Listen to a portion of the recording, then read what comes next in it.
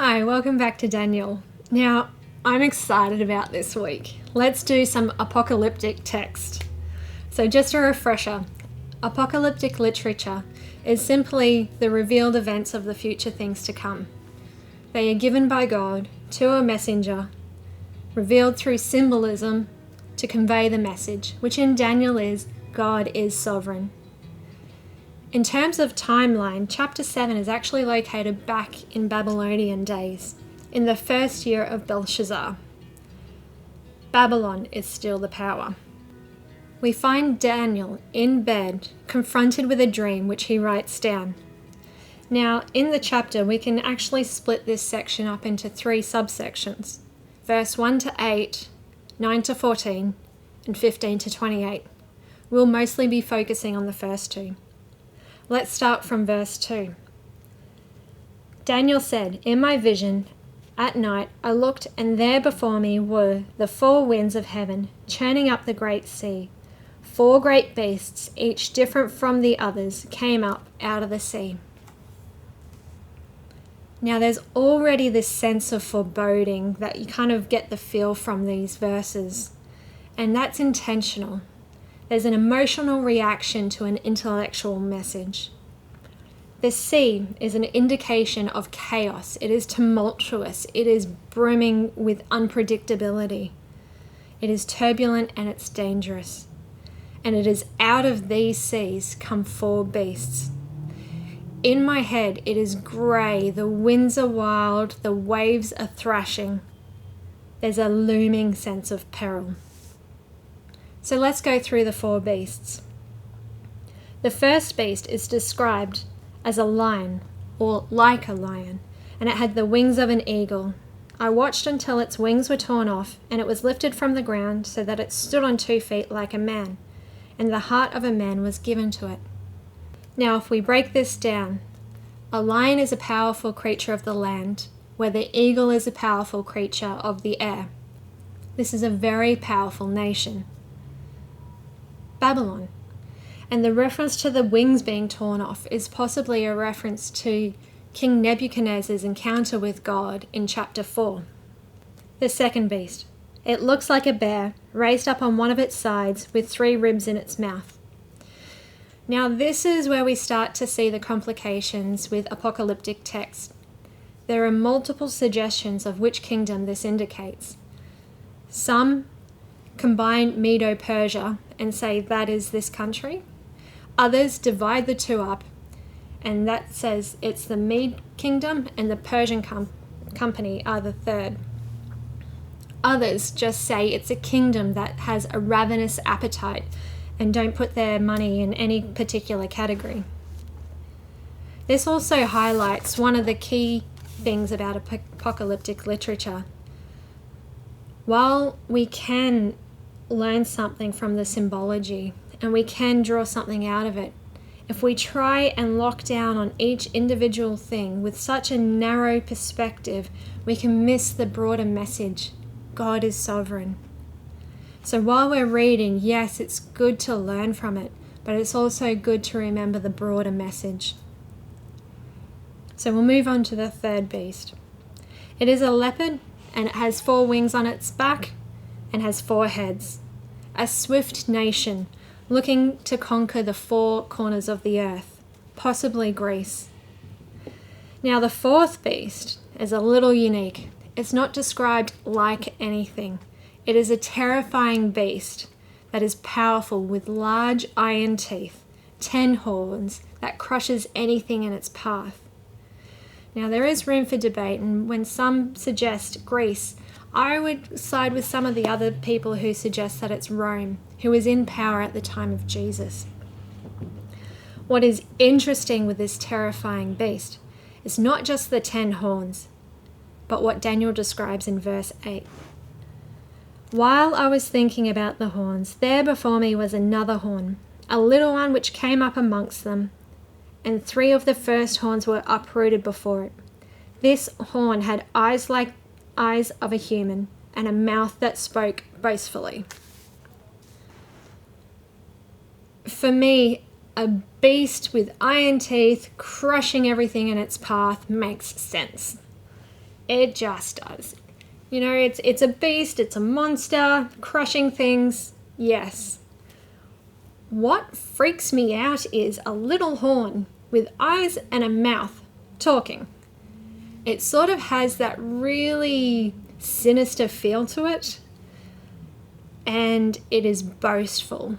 Now, we have already seen through the other kings, God has addressed pride, ego, and now this thing is boastful. It has that sense that it is setting itself up against God willingly and with intelligent mind to do it. While I have suggested the imagery of lion, bear, leopard, and beast are particular empires, as we look back in history, we can see that empires come and go. There have been multiple throughout history, and power alternating throughout the nations. This vision can apply to a certain period of time, but it also applies to the broader spectrum of time. And this raises an important question. Where do we place our hope? Do we place our faith in a nation that is temporal? In the people running the show? In the laws and governance of earth? Or can we place our hope and faith in God, whose kingdom is sovereign, whose kingdom endures forever, who is the true author and creator of our faith and who we are? Now the second section. Now I'll just read this from verse 9. As I looked, thrones were set in place, and the Ancient of Days took his seat. His clothing was white as snow, the hair of his head was white like wool. His throne was aflaming with fire, and its wheels were all ablaze. A river of fire was flowing, coming out from before him. Thousands upon thousands attended him. Tens of thousands stood before him. The court was seated, and the books were open. Then I continued to watch. Because of the boastful words the horn was speaking, I kept looking until the beast was slain and its body destroyed and thrown in the blazing fire. The other beasts had been stripped of their authority, but were allowed to live for a period of time. In my vision, at night, I looked, and there before me was one like a son of man, coming with the clouds of heaven. He approached the Ancient of Days and was led into the presence. He was given authority, glory, and sovereign power. All peoples, nations, and people of every language worshipped him. His dominion is an everlasting dominion that will not pass away, and his kingdom is one that will never be destroyed. Now, we started the chapter with this ominous tone. It was chaotic. There were winds, there were waves, there were beasts. We now flip the script and pull back the curtain to see the bigger picture. Thrones are set in place. There is a sense of royalty, order, a sense of judgment in a court, and there is calm. The Ancient of Days took his seat. Now, the Ancient of Days refers to God, the God who was, is, and always will be. He is above time. He is pure, he is righteous, and he is just. It is God who will call us to account for our days as the perfect judge seated on the throne. In God's sovereignty, in his perfection, and in his love, there needs to be sovereign justice. Indeed, we see that he has thrown the boastful beast into the fire. Later in verse 25, we will read that this horn, or the king, will speak against the Most High and oppress his saints and try to change the set times and laws. Hardship still happens, but there will be a day of perfect judgment. I love verse 13 and 14. In the midst of this court where God judges the beast, there is the entrance of one like the Son of Man. Rather than arriving from chaos like the beast, the one like the Son of Man arrives with the clouds of heaven. This triggers memories of God leading Israel in the desert in Exodus with a pillar of fire and a pillar of clouds.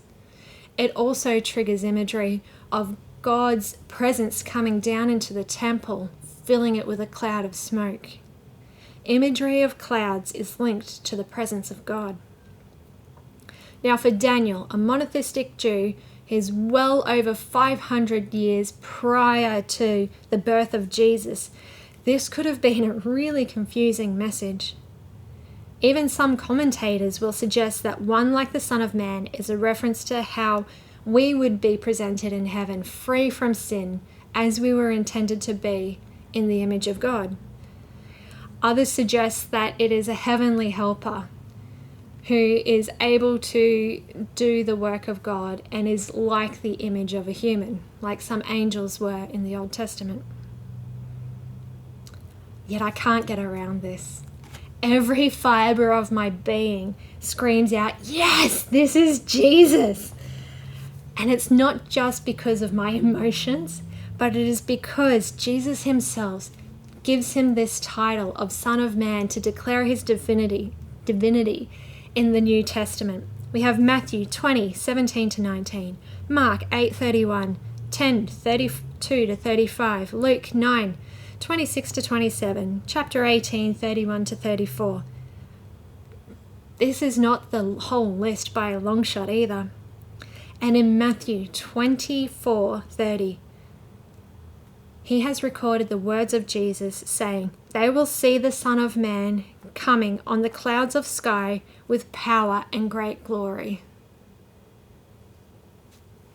Jesus is our salvation and our righteousness before the judgment throne of God.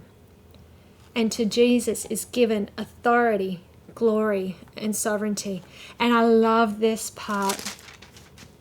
All peoples, all nations, and people of every language worshipped him.